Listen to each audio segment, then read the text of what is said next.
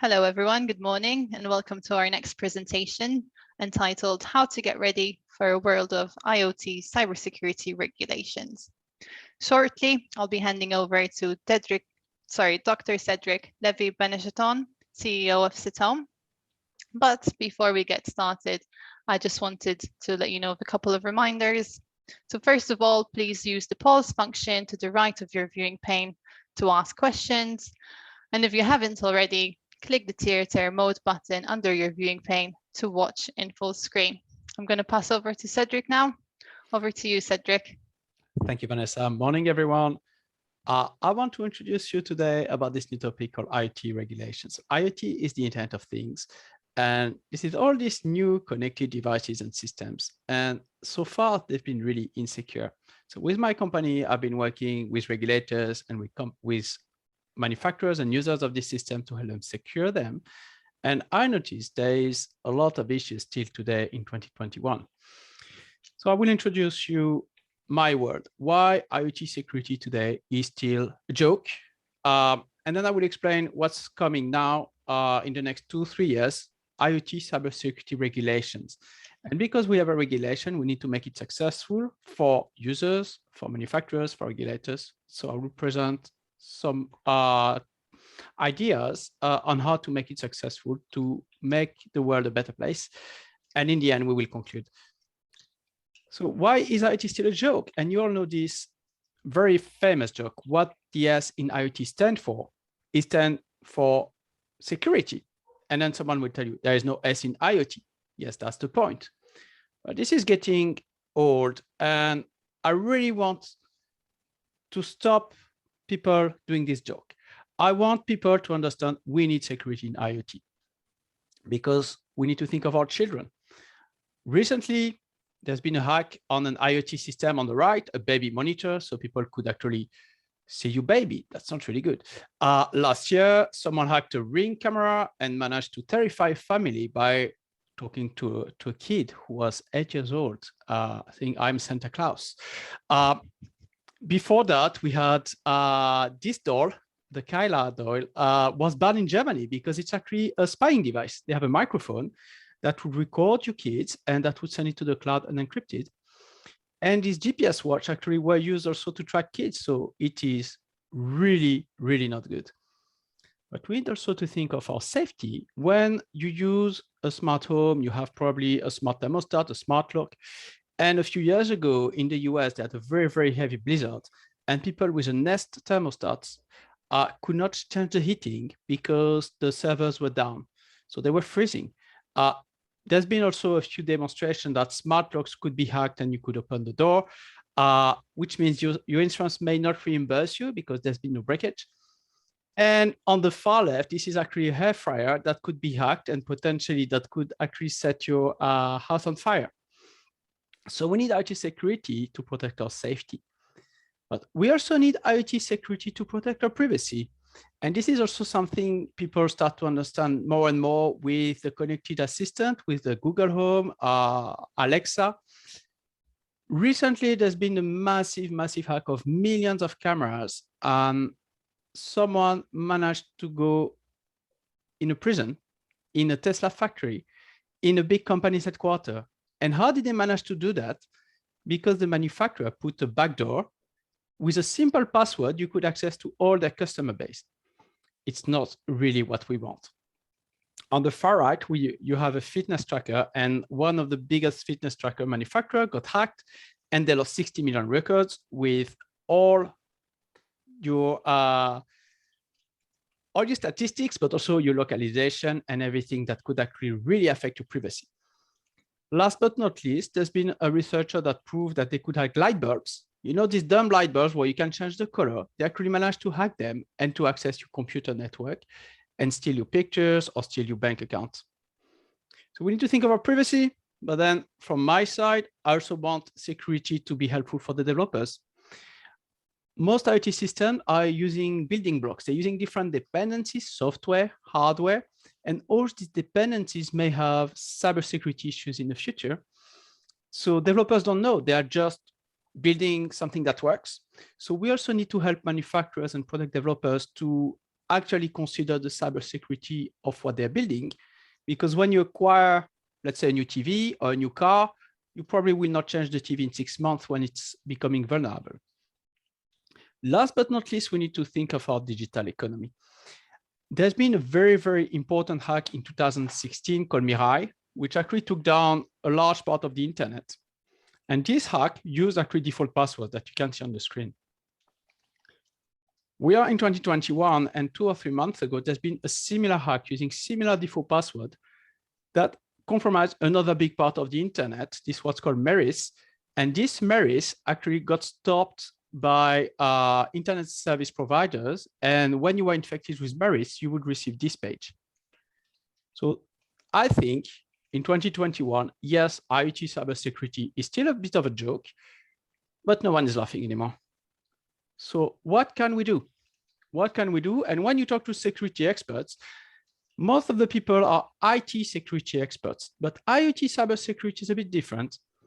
The first thing is don't buy IoT. Yeah, this is useless. Okay, fair enough, but a lot of people would benefit from IoT.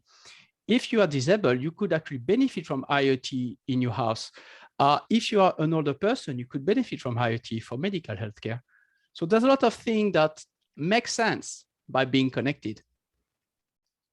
Change your password. This is obviously a good advice. Unfortunately, many systems do not allow you to change hard-coded passwords.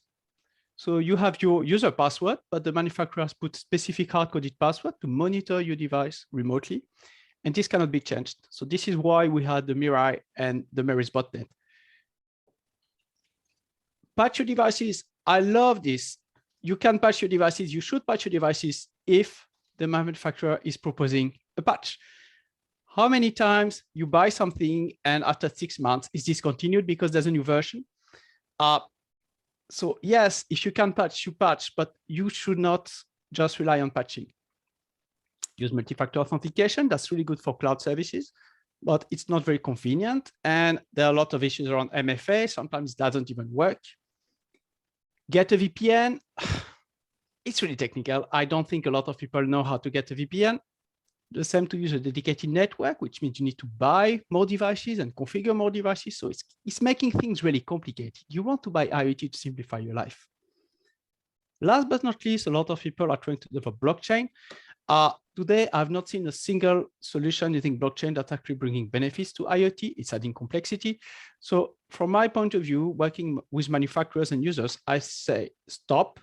Don't stop preaching this advice and look at what we can do to make security a reality for all. And I believe regulation is actually one of these solutions. And I think we need regulation for 4 topics. The first one is stop blaming the end users.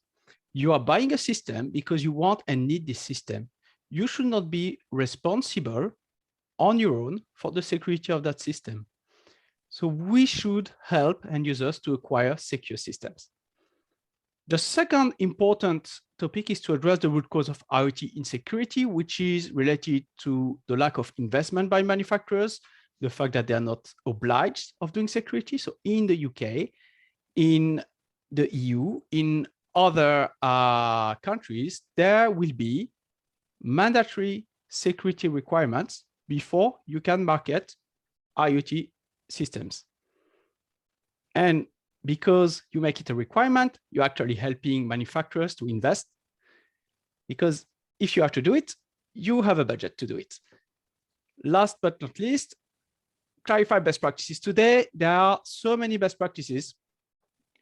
There are several standards. So by going into regulation and making specific requirements mandatory, it would actually help users and developers understand what must be inside IoT systems. Do we need authentication? Do we need crypto? How do we do that? I think also regulation is unavoidable. If you look at the timescale of IoT, one of the first papers was published by NSA in 2015. And we had this first big attack in 2016. From there on, we had the first regulation in 2017, mostly the one in California, which mandated no default password to tackle the attack in 16. In 2018, we have few standards in the UK. Then we had certification by the EU. We have an international standard published by HC. We have more standards and more regulation. Unfortunately, Kaspersky did a study earlier this year, and we still have more attacks, double the attacks we had last year. So in 2022, we foresee time for compliance for the manufacturers. And hopefully, fingers crossed, we will arrive to secure IoT. When, I can't really tell you when, but I hope sooner than later. In terms of regulations, this is actually a worldwide effort. And I've done a panorama, which is accessible for free on the address cetome.com/panorama. In this panorama, I am showcasing all the countries and geographic areas which have regulated IoT security. In dark blue, they have made their own regulation with specific standards. In light blue, they are using the European standard developed with the UK called HC EN 303645. You don't need to remember this, it's the European standard. What appears on this map is that actually it's on almost every continent except Africa. And it's also the fact that these regulations have been developed with the manufacturers and have been developed together between countries. So for instance, Australia worked with the UK to do the regulation. So some statistics about that. We have today 18 regulations across the world. 9 of them are targeting all IoT systems, meaning your car, your smart home, but also industrial IoT systems. 8 of them are only targeting consumer IoT, things that you can actually acquire in a shop, like a camera, a thermostat. 1 remains to be defined. This is Thailand because it's still a draft and this draft is not publicly accessible. So when we talk about regulation, we think, okay, I must do it. But in the terms of IoT, it's a bit different. I said earlier, regulation will help clarify the best practices. So among all these regulations, 6 of them are trying to explain that if you want to do secure IoT, you must use this specific standard and you can obtain a certificate or a label. So they are voluntary. You don't have to follow the regulation if you want to push for to propose new systems. On the other hand, 12 other countries and geographic areas are making that mandatory, which means you are not capable of selling IoT systems in the region if you are not applying the rules of the regulation. When you have a mandatory regulation, a voluntary regulation, some of them would actually look at the product and give you either a label or certification. This could be done either through self-assessment. So you are the manufacturer and you looked at the regulation and the rules and you say, we comply with them. Or you could also go to an accredited third party that will do it on your behalf and give you a stamp. Why do we propose label or certification? To help users decide between 2 products. When you want to buy an IoT device, you will be able to say, okay, this device is doing everything I want, but it is insecure. The other one is doing everything I want, but it is secure. Do I want to buy the secure one or the insecure one? Unfortunately, not all regulations have an assurance mechanism to check the security. For instance, in the UK, they are going to look at a secondary legislation later on. The one to be confirmed is again Thailand, because we don't have any information. So what do we need to make regulation fit for purpose? We need to have specific requirements. I'm going to go faster. We need to make sure it is followed. And for that, we need to have really important rules to enforce regulation. And for us, what do we need to make IoT regulation a success? As a policymaker, we need them to support the vendors. As vendor, we need to implement it. And for that, we need to train our team and have specific rules to develop secure IoT. And as users, what do we need to do? If we have a company and we want to acquire IoT, we should reference the regulation of the standards so that we can actually decide and validate the security of the systems we want to acquire. What's really important is to raise awareness not only to the technical team, but also to the management and to the procurement team, so they can actually help refine the requirements for IoT systems. So to do that, I'm not going to go too fast, too slow here. There are trainings available. I've done a tool for manufacturers, which help them actually decide what to do. But there are also next steps. And I think this is the most important thing from this talk. This is coming. This is accepted. And people have already started developing ways to enforce the regulation, to rate the devices, to give visibility on the security of devices. So let's start using it. This is only in these countries for now, but trust me, tomorrow it will be in more and more countries. So in conclusion, let's use regulation as a solution to help us make IoT more secure. Even though it's a new domain, I believe the S in IoT is the R of regulation. Thank you very much for attending this talk, and I'm here for questions.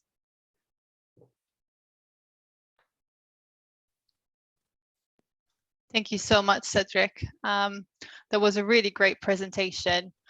We've got a question here in the poll, which I'm going to pass over to you now.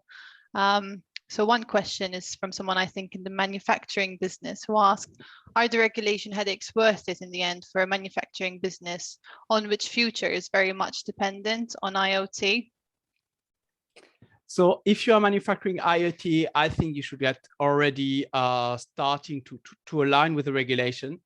For that, probably the best way is not to look at every single regulation, but to decide which standard you want to apply. If you're in a manufacturing business of industrial IoT, you have different standards than consumer IoT.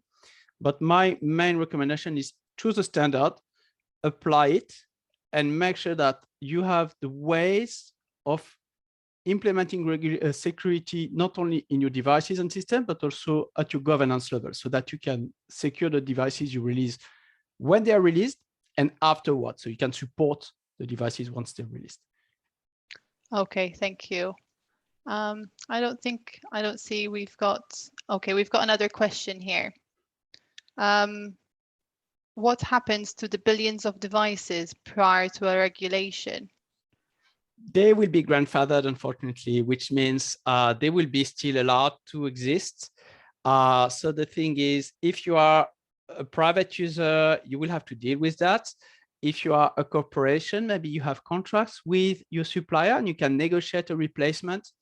But in a few years, IoT systems have a very short lifetime, especially in consumer space. It's 2 to 5 years. So hopefully in a few years, they will be retired and new system will be secure. Okay, thank you so much, Cédric. It was a really great presentation, and thank you for taking the time to answer the questions.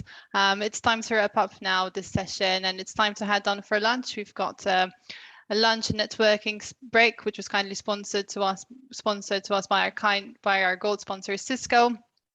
Please do take this time to speak to our experts exhibitors via their showcase pages and visit their virtual trade show booths. We will be back for the next session at 1 p.m. So thank you so much, everyone, and thank you again, Cédric. Bye. Have a good lunch. Bye. Bye.